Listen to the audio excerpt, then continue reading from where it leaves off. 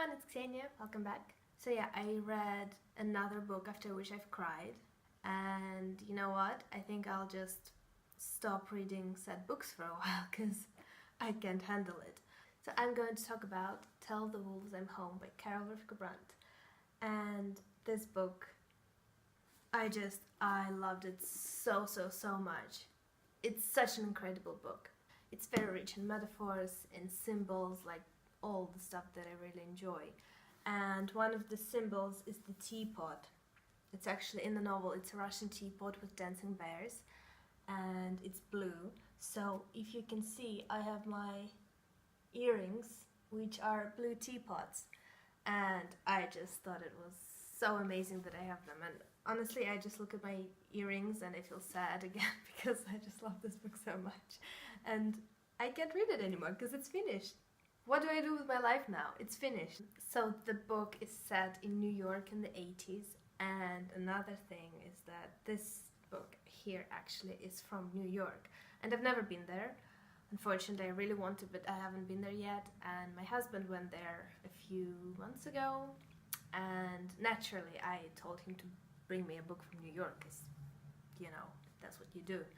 And I browsed a few books on my TBR that are set in New York, and this one was one of them. So yeah, the book is set in New York in the 80s. It follows a 14-year-old girl named June, and we follow her in a very sad period of her life because her uncle is dying of AIDS, and it's not just her uncle, he's her best friend in the world, he's her only friend in the world. They're very close. He's the closest person to her, and he's dying. And the book actually starts with him, with his last days, and with him already dying in the very beginning. It's done so beautifully, this feeling of loss and grief and just missing this one person that you were the closest to. It's so amazing.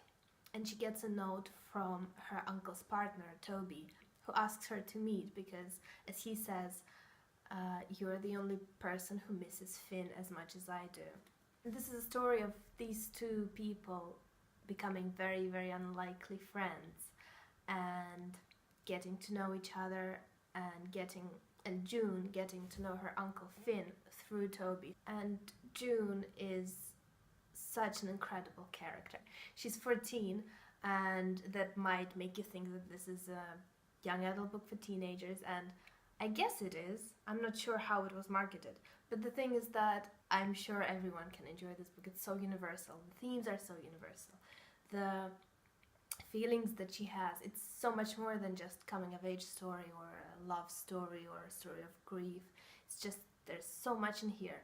And June is, I think, one of the most real protagonists I've ever read.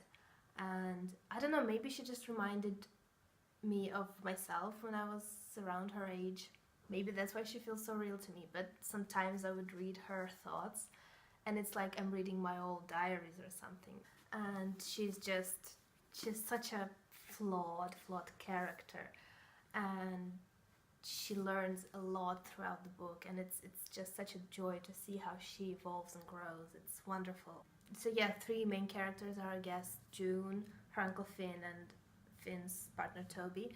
But apart from their story, there's also a story of June's family, her mother, who was Uncle Finn's sister naturally, and June's own sister Greta, and the theme of sibling love and sibling hatred and all of the stuff that two siblings might feel for each other. It's so profound here. How June compares herself and Greta to her sister, to her mother and Uncle Finn.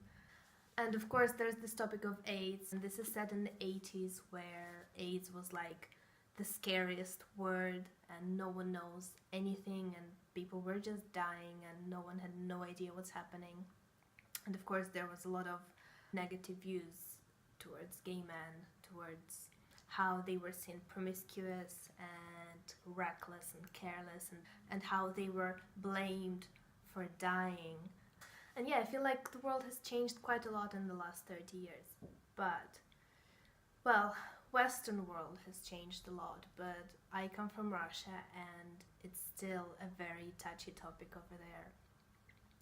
It's still, people still have intolerant views, and honestly, I know it wouldn't change anything, but I would just give this book to every person who has ever said any kind of mean comments about gay community. Just give them this book, and just ask them, how do you not see that this is love? How can you be so judgmental of love? How can you not see that this is so beautiful?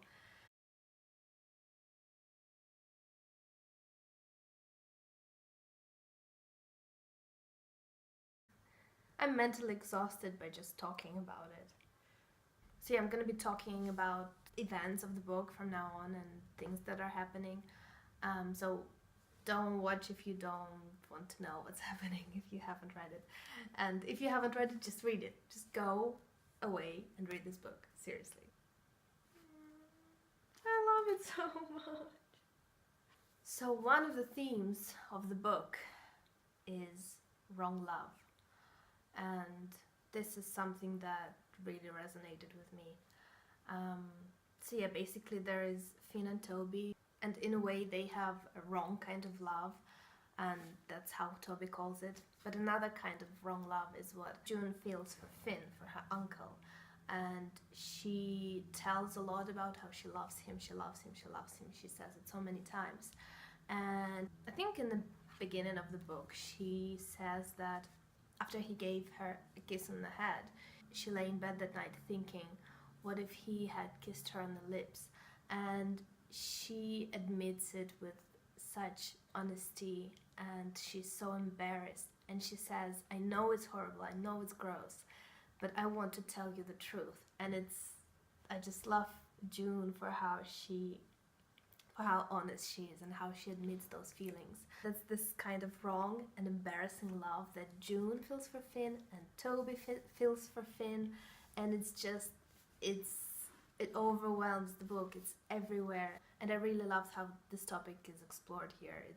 It's done in such a careful and gentle manner.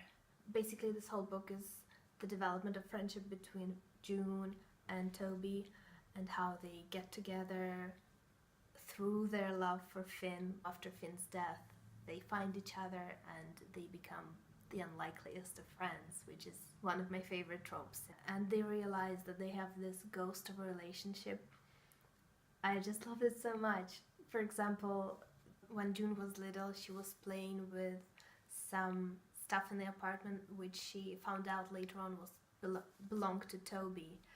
And at the same time, Toby used to buy specific cookies for her when he knew she would come to Finn's. And they didn't know each other, but they kind of had this relationship, which is so beautiful. I really loved it. And so yeah, part of June's journey through the book is actually admitting that she had feelings for Finn, and Toby tries to help her do it. He tries to make her realize that you can't choose what you feel, even if you feel a wrong kind of love. You can't help it, and if you say it out loud, you might feel better. And in the very end, she does, and she does feel better after she admits it, especially after she admits it to Toby, who probably the only person who loved Finn just as much as she did. Another thing that pops up a lot throughout the book is how June thinks about sex. So yeah, she's 14, she thinks about sex a lot, especially since Finn has died because of AIDS, and this is a sexually transmitted disease, so this topic is kind of on the surface everywhere, even if she doesn't think about it out loud. And she wonders if the way her love, if it's as strong as love that Toby feels for Finn, the kind of love where people have sex. And she wonders if her love without sex can be just as strong. I don't know, I've heard some opinions that June might be asexual. I don't know about that. I kind of just think that she is a bit wary of the topic because of her age, because of how sex is kind of treated like a bad thing because of AIDS, and how she kind of associates it with why her favorite uncle died. So I don't know if she's asexual, maybe she's just mentally tries to stay away from it, from understanding it in a way. So if you made it this far, first of all, thank you so much for listening. It means a lot to me. Second of all, please read this book. It is heartwarming, heartbreaking, beautiful, so full of metaphors and symbols and lyrical prose and amazing characters. The thing is that I fell in love with Finn as well. I fell in love with Toby. I fell in love with June. I love them all so much, and I keep thinking about them. I don't know, I hope I did this book justice with my review. I really hope so. I hope that at least one person who watched it will read this book and enjoy it as much as I have. So thank you so much for watching. If you've made it this far, again, thank you. It means a lot to me. And let me know in the comments if you've read it, if you want to read it, if you've heard of it, if I have made you interested and now you want to read it. So yeah, I'll see you next time, and thanks again for watching. Bye.